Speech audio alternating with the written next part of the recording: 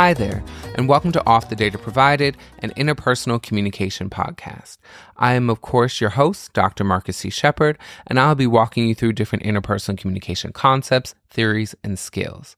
Our podcast learning outcomes, as you might call them, are to hopefully make you a more ethical and effective interpersonal communicator, to give you a better understanding of how technology impacts your interpersonal communication, and to ultimately improve your interpersonal communication relationships.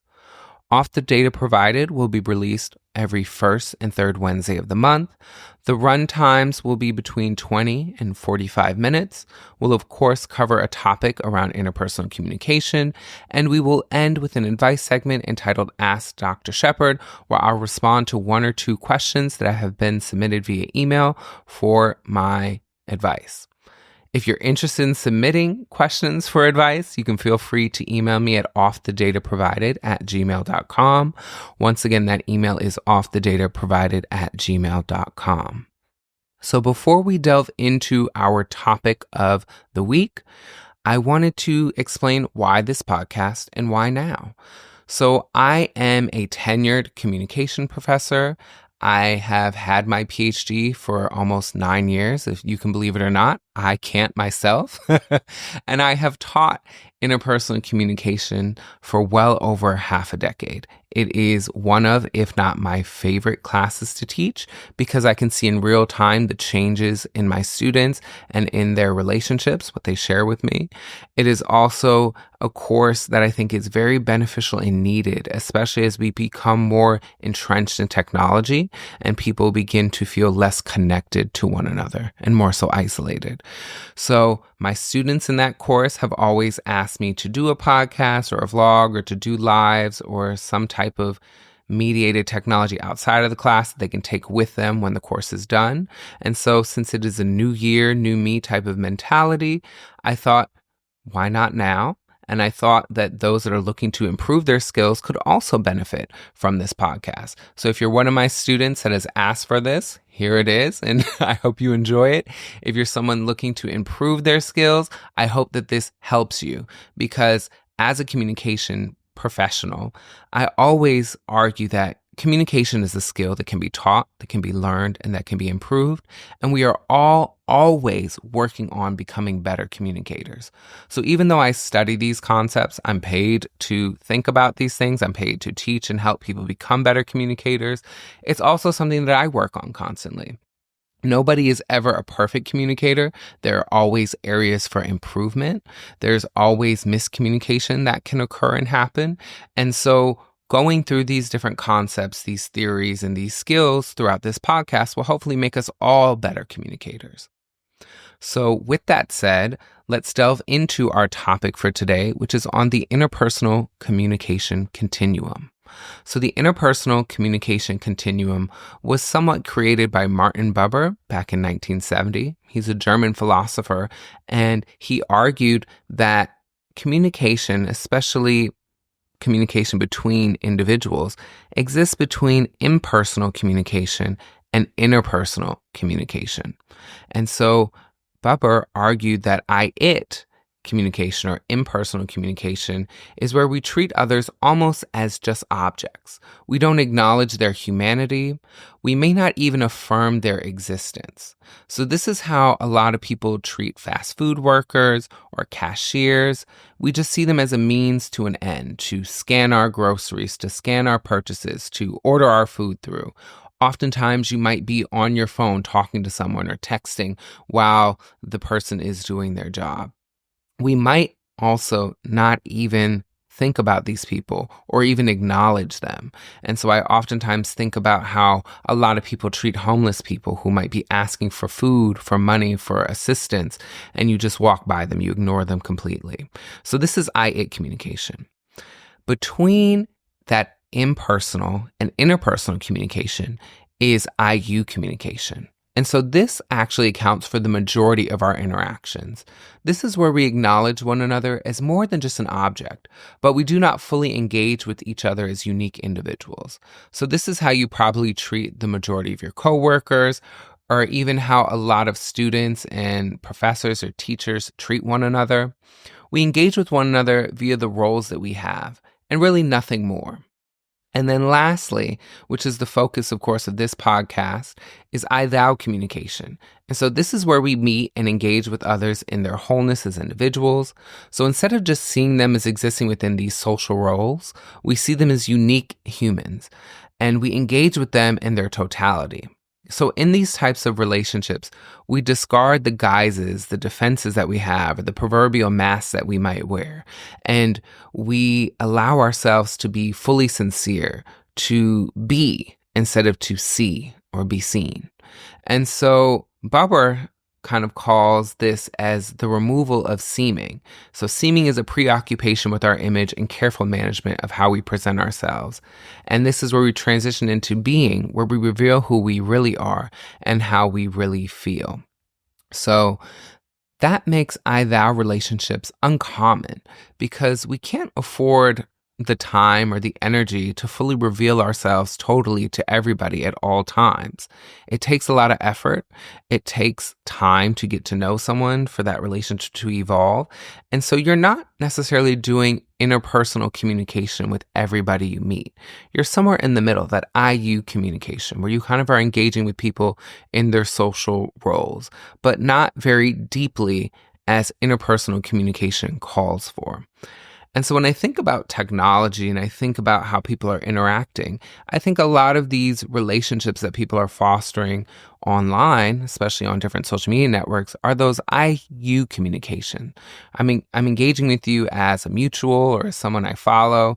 Maybe I find you really funny or I find you attractive. And so our engagement is very much dictated by that social role. We're not really elevating our communication outside of that.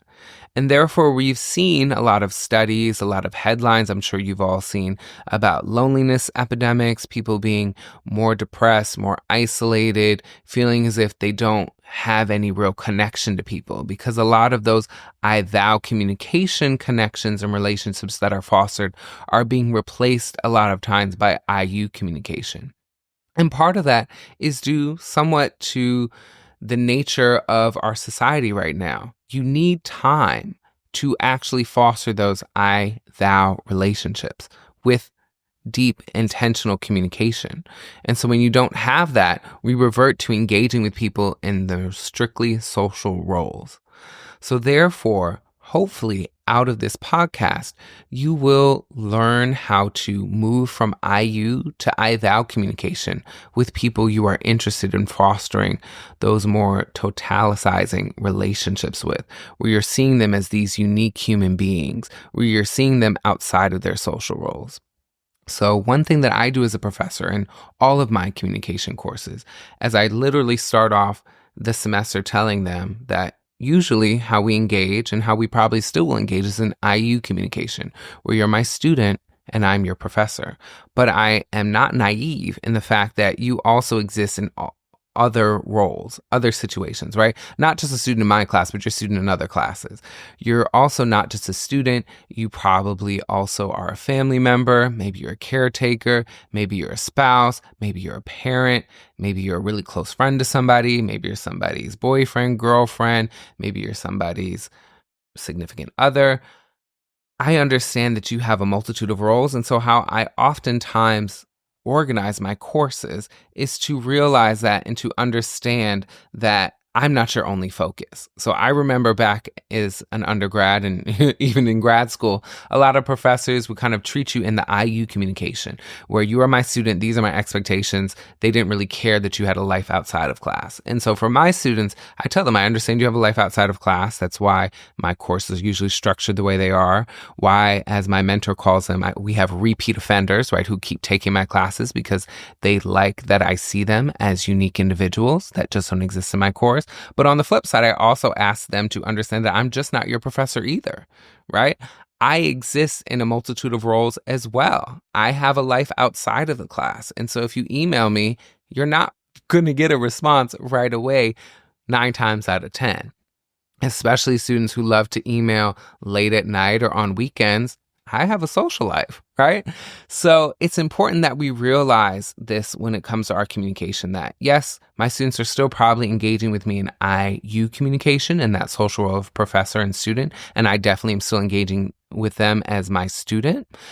But I understand that they exist outside of that identity. And so when you do that, it helps you get a more clearer picture, I should say, of who someone is and how they might operate. And it allows you to hopefully give them more grace when it comes to your communication events.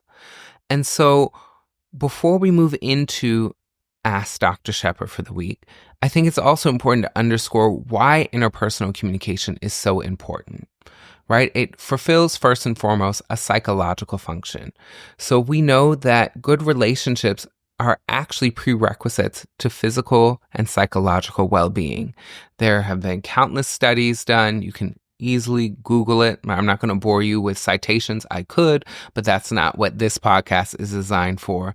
But we know that having close interpersonal relationships can help enhance your understanding of self. It can help you improve your mood.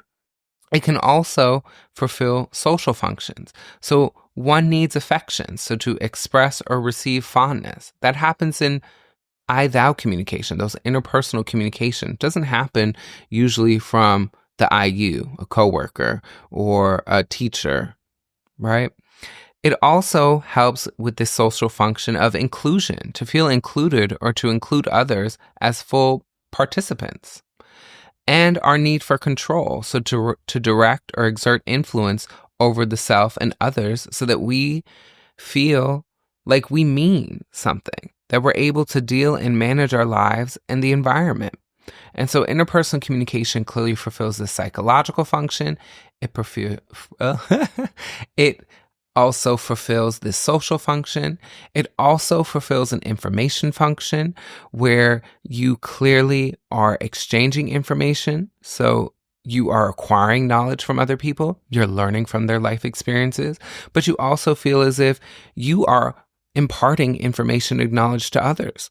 So I know, for instance, my relationship with my father, he imparts a lot of great financial wisdom to me that he's also now started to impart on other people. He's fostering his own interpersonal relationships with some of my close friends, where he's also helping them. And so that makes us feel seen. And lastly, it also fulfills an influence function, where we want to feel as if we matter, that we're influencing people, that we are affecting other people, that we are helping make their lives better. So if we think about that, coming back to the I, it, I, you, I, thou communication, all of us are probably guilty at one time or another of treating people in the I, it communication, right? Just treating them as objects. We also have to realize that probably the majority or the lion's share of our communication exists in the IU communication, where we're engaging with people in social roles that have these strict kind of tentative guidelines about how we engage with people. And it's really just a small portion, hopefully, of your communication that is that I-thou communication. And so when you realize this, I think it also makes life a little easier regarding how you maneuver with people. So even if we think about the concept of friends, and this will be a topic we revisit multiple times throughout this podcast, some of your friends really exist in the IU communication, where maybe they're just the friend you go out to the movies with, or maybe they're just the friend that you go out to eat with, or you just do certain things with. And that's kind of the boundary around your relationship. You're not really doing I-thou communication. You're not being your full, raw, sincere self with them. You're not having those deep conversations, and that's fine. But I think some of the issue that I see stem, especially from what my students share and what I gather from some social media interactions that I see, is sometimes we mistake those people for those I-thou relationships, where we think they're a lot deeper, where we see this person as being a lot closer to us than maybe they actually are. And so if we take a step back and think through the relationships that we have in our lives and break them down through the I-it, the very much object, the I-you, seeing people more so just in those social roles, and then the I-thou, where we see them occupying multiple roles, where we see them as this fully realized being and not just seeming, right? The seeming is more so that social role. It might help you better maneuver and figure out who these people are, who you want to maybe foster I-thou communication with, which will hopefully we will get to in this podcast, and how to then maintain that I-thou relationship. Because what has become harder in this day and age, in this digital age, is maintaining relationships and maintaining that closeness that you might feel. Especially one issue a lot of people have in adulthood is creating, maintaining, and solidifying friendships. A lot of times it's one missed phone call or one declined hangout, and you maybe don't hear from that person ever again. And it's like, well, what happened? So hopefully with a little better understanding of this continuum of communication, we can realize first and foremost where we exist with people who are in our lives, but then secondly, how ultimately moving forward, how we can maybe move some of those people from the I-you communication to maybe I-thou, if you're interested in fostering a deeper relationship with that person. And so that will be what a lot of this podcast is about, giving you those skills, delving into theories about how we do that. And so if we can first understand that the majority of our relationships are not interpersonal communication. They're not interpersonal communication relationships.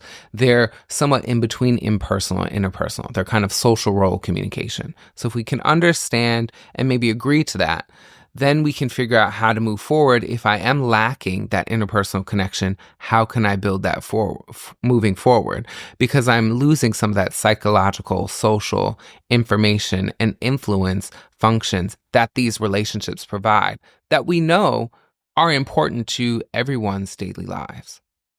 So that is the interpersonal communication continuum. So now we'll delve into Ask Dr. Shepard. So as I said, if you are interested in submitting issue that you have, a question that you have regarding interpersonal communication, feel free to email me at offthedataprovided@gmail.com. Once again, that email is offthedataprovided@gmail.com. I already have several emails, so I'm just going to delve into one or two that I've received already. And after that, we, of course, will conclude our podcast, and I will talk to you all on the next one. So the first question that we are going to delve into comes from, we'll call him Martin. And Martin says, I've been flirting with this individual on social media for the last 2 years. We have a great rapport in our DMs on both Instagram and Twitter. And I want to move the relationship forward, but have some hesitation. I'm first and foremost worried about if this person is going to be receptive to moving this communication, hopefully offline. But second, I do not want to lose access potentially to this person. How do you think I should go about it? So what I would say regarding this, and I've been here before, I know a lot of my friends have, I've given a lot of people advice, and it's always off the data provided. So of course, the more information that you give me, usually the better the advice is. As I always tell my students or my friends, if you start not liking the advice that I usually give, they start providing more and more data to maybe push how I'm seeing it a little bit, a little differently. So what I will say with this limited data is what's interesting is, as we talked about before, you kind of are in this I-you communication with this individual. You're kind of engaging in maybe surface level, I would assume, communication where you're maybe sharing memes or sharing funny videos and you're going back and forth with one another. Maybe you've expressed a little infatuation or crush or attraction to this person, but you haven't really moved it forward. So what I would do first and foremost is you have to take a leap. So if you're worried about losing this person or changing the relationship, I first and foremost would take a step back and think about, why is that? Have there been signs that have shown that this person is not as invested or maybe interested in this type of relationship that you are? And so after you've maybe thought about that, or maybe why you have these nerves of doing that, depending on what that answer is, you might either move forward or you might reconsider and think about, well, why do I have these feelings, right? This interest in getting to know this person offline, but also afraid to push this. And so if I'm going off of limited data. If the reason you're afraid to lose this person is because you feel like they don't have that type of interest in you, then I think you need to take a step back and figure out, why do I have a crush on this person that maybe doesn't have a crush on me? On the flip side, if the person maybe has initiated that they also have a crush on you, also find you attractive, I think you should go for it, because as they say, you miss 100% of the shots you don't take. And everybody has been rejected. Everybody has been turned down. Most people take those L's in silent, and that's fine. Or you hopefully have friends you can share them with, or close interpersonal communication relationships that you can talk about these things with and can hopefully lick your wounds and move on. There's somebody for everybody. I genuinely believe that, but I also believe that for some, there's more of a pool or more of a pond than there is for other people. But I think you ultimately, as I always advise my students, is you have to be unabashedly unafraid of being yourself and being assertive. So assert that you're interested in this person, that you've enjoyed getting to know them for the last few years, and that ultimately you would like to take this communication offline. You'd like to maybe video chat. Some of these platforms allow you to video chat. I think Instagram does. So maybe you can video chat on Instagram, see what as the kids call it, the quote unquote vibe is or connection is. If they feel safe and confident after that with your interaction, or you do as well, then maybe you can move it offline with phone calls, text messages, FaceTimes, or video chats that way, and then ultimately plan to hopefully meet this person if this is something that you're interested in. What it ultimately will say as well, though, is that if you are the one that is interested in really pursuing, you have to continue that pursuit.